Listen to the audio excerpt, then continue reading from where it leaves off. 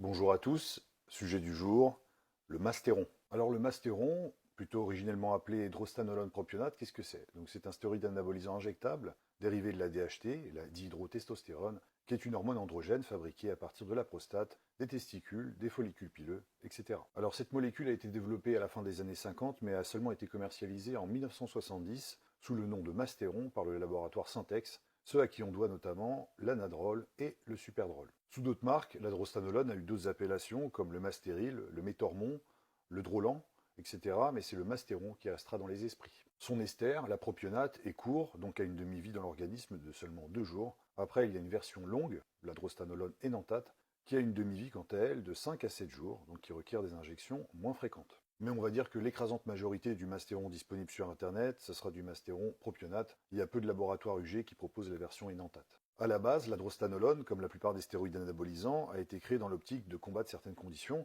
en l'occurrence ici le cancer du sein avancé chez la femme ménopausée. Alors, évidemment, parallèlement, il a plu aux culturistes. Pourquoi? Parce qu'avant tout, il a un effet préventif sur la gynécomastie, ce qui rappelle son usage originel, puisqu'il bloque la conversion des œstrogènes dans les tissus mammaires, mais aussi parce qu'il a un effet durcissant sur la masse musculaire en période de sèche. Je précise que cette molécule n'est plus utilisée officiellement pour combattre le cancer du sein. Depuis les années 90, je crois que la licence a été perdue. De nos jours, heureusement, il y a des alternatives plus douces et moins virilisantes pour les femmes, comme le clomide et le tamoxifène. Par contre, en bodybuilding, ça reste une molécule absolument incontournable, considérée pour beaucoup comme essentielle en phase de préparation de compétition. Passons maintenant aux bénéfices du mastéron et je vais expliquer pourquoi personnellement j'aime utiliser ce stéroïde non seulement en sèche mais aussi en prise de masse. Alors déjà les basiques, comme tous les stéroïdes anabolisants, ils favorisent la synthèse des protéines, une meilleure récupération, donc une meilleure croissance musculaire, mais aussi plus de vitalité, une amélioration des performances, etc. Ce qui est intéressant avec le mastéron, c'est qu'il a un impact très spécifique sur les œstrogènes. Alors, en fait, c'est pas un anti-œstrogène à proprement parler, mais c'est ce qu'on appelle un SERM, un modulateur sélectif des récepteurs aux œstrogènes.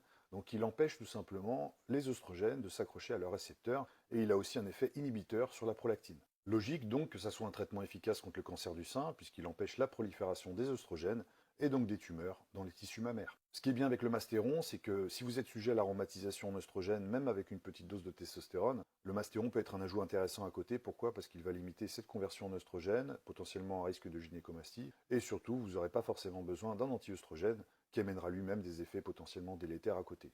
Aussi, on dit que le mastéron a un effet diurétique. En fait, c'est pas ça. C'est juste qu'il réduit indirectement les œstrogènes et forcément, les œstrogènes retiennent les fluides via la vasopressine. Donc, quand vous réduisez les œstrogènes, vous excrétez plus d'urine, tout simplement. Je trouve qu'on n'en parle pas assez, mais l'un des principaux atouts du mastéron, selon moi, c'est son impact positif sur la santé mentale. Pourquoi? Parce que c'est un dérivé de DHT, donc il active les récepteurs GABA, ce qui permet de réduire l'anxiété et favoriser le calme. Aussi, des niveaux élevés de DHT permettent de maintenir un équilibre émotionnel et mieux gérer le stress en général. Vous pouvez être le meilleur athlète de la planète avec la meilleure génétique, si vous n'avez pas une stabilité émotionnelle, vous exploiterez jamais votre plein potentiel. La DHT influence les fonctions cognitives, comme la mémoire, la concentration, mais aussi la coordination motrice, c'est-à-dire la capacité du système nerveux à contrôler les mouvements du corps de façon fluide et précise. Et pour clore sur cette petite aparté sur la DHT, sachez également que son taux est le principal prédicteur du désir sexuel masculin, ce qui explique aussi pourquoi, lorsque vous prenez du mastéron, vous avez un désir sexuel accru. Vous aurez forcément plus de libido en prenant un dérivé de DHT pendant votre cycle. Ensuite, on va parler de l'impact sur le physique. Donc l'impact visuel du mastéron sera remarquable si vous êtes déjà sec, c'est-à-dire 10% ou en dessous. Ça va vraiment sublimer votre physique et vous aurez encore plus de dureté musculaire, une meilleure séparation et tout simplement plus de veines, voilà, plus de relief et une peau plus fine. C'est sûr qu'en prise de masse, les effets visuels seront moins flagrants, mais si vous avez un pourcentage de graisse acceptable, vous verrez quand même la différence au bout de quelques semaines d'utilisation. Moi, je l'utilise personnellement non seulement en sèche, mais aussi en prise de masse, et je le recommande aussi en prise de masse à certains clients. Pourquoi? Parce qu'il permet d'utiliser plus de testostérone, sans pour autant risquer la gynécomastie, mais aussi de limiter l'utilisation parfois trop fréquente d'anti-œstrogènes, qui ont un impact négatif sur la libido, les articulations, les lipides sanguins, mais aussi la pulsation d'IGF-1. Je parle en connaissance de cause parce que j'ai récupéré à plusieurs reprises des clients qui, sous la supervision d'autres coachs avant moi, avaient parfois pris des anti-œstrogènes tous les jours pendant des mois. Le résultat est sans appel, zéro libido, mental dans les chaussettes, articulations douloureuses, etc. Et croyez-moi, on met du temps à s'en remettre. Parlons maintenant des effets secondaires. Alors, comparativement à beaucoup d'autres stéroïdes injectables, le mastéron sera quand même relativement bien toléré par la plupart des gens. Disons que les effets secondaires seront surtout d'ordre androgénique, à savoir risque d'acné, de perte de cheveux, mais aussi de pousse de poils sur tout le corps. D'ailleurs, à propos de la perte de cheveux, ceux qui pensent pouvoir utiliser du finastéride pour contrer cet effet délétère du mastéron, ça ne marchera pas. Pourquoi? Parce que le mastéron est un dérivé de DHT. Or, le finastéride ne sera efficace qu'avec des molécules qui se convertissent en DHT, comme la testostérone par exemple. Aussi, on ne va pas se mentir, en tant que dérivé de DHT, le mastéron a un impact assez négatif sur les lipides sanguins, notamment sur le bon cholestérol, qu'il va baisser drastiquement à terme. D'où l'intérêt d'avoir une alimentation saine et aussi de faire du cardio fréquemment pour limiter les dégâts. Passons maintenant au dosage. Donc les doses standards pour les hommes sont comprises généralement entre 300 et 400 mg par semaine sur une période de 8 à 12 semaines. Alors avec la version propionate, il est préconisé bien sûr de faire des injections fréquentes, soit tous les jours, soit tous les 2 jours. Pour la version enantate, en revanche, on pourra se contenter de 2 injections à 3 injections par semaine. Ce qui est intéressant, c'est que pour le cancer du sein, la dose exigée était de 300 mg par semaine pour les femmes, ce qui implique parfois des symptômes de virilisation permanents, mais vous me direz, c'est toujours mieux que d'attraper le cancer.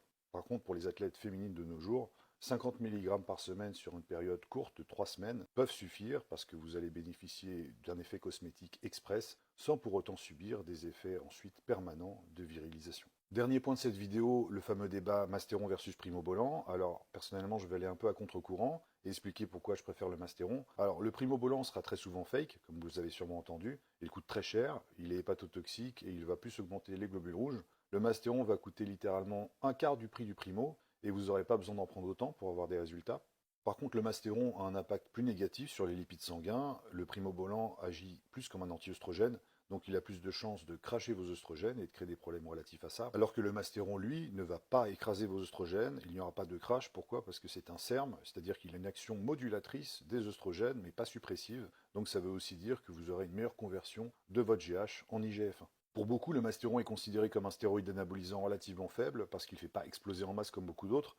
Après, c'est en grande partie dû au fait qu'il ne fasse pas de rétention d'eau, donc il ne se convertit pas en œstrogène, ce qui limite considérablement la prise de poids, mais aussi parce qu'on a l'habitude de l'utiliser surtout en période de sèche, en déficit calorique. Donc forcément, l'impact sur la construction musculaire sera moindre. Et par conséquent, je pense que beaucoup ont une perception biaisée du mastéron, pensant qu'il ne les fera pas progresser, à moins d'être déjà super sec. Mais le mastéron permet de gagner en qualité et non en quantité, et il offre des bénéfices qui vont bien au-delà de la prise de masse musculaire, notamment au niveau cognitif et de la qualité de vie.